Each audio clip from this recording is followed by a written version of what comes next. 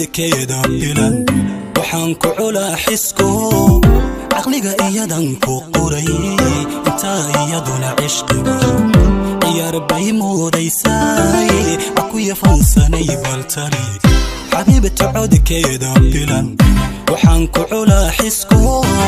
caqliga iyadan ku qoray inta iyaduna cishqiga ciyaar bay moodaysay aku yafansanay baltari.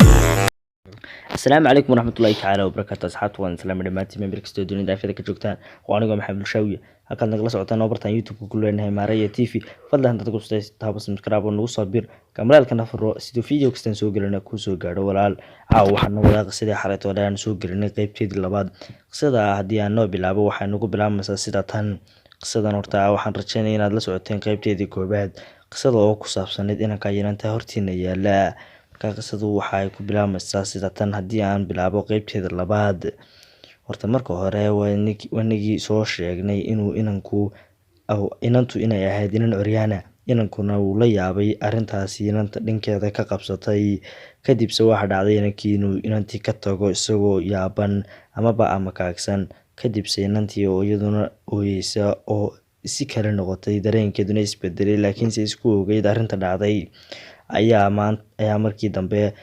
la sheegay inuu inankii holac badan dareemay sidoo kale dhibaato badan sidoo kale jacaylkuna inkastoo iska dhibaato badan yahay inanka ayaa isaguna dhibaato haysatay awadeed inantii ka maqnaan kari waayay oo markasta arkaya inantii iyo xiriirkoodii wanaagsanaa oo soo xasuusanaya kadib inankii oo 2 maalmood iyo labadoodii habeen wax cuntaa cuni waayay hadalna uu ka soo bixi waayay kadib habeenkii saddexaad waxa dhacay inuu inantii u tago laakiin nasiib wanaag inantii way ka aqbashay wiimaashihiisa waana ku faraxday kadib inantii way soo dhaweysay wuxuu inantii ugu jawaabay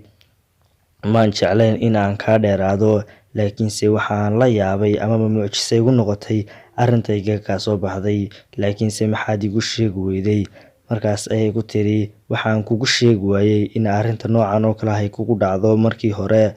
markaas inankii waxa uu yiri hadda laakiin ma joogo meel laga noqdo waxa aan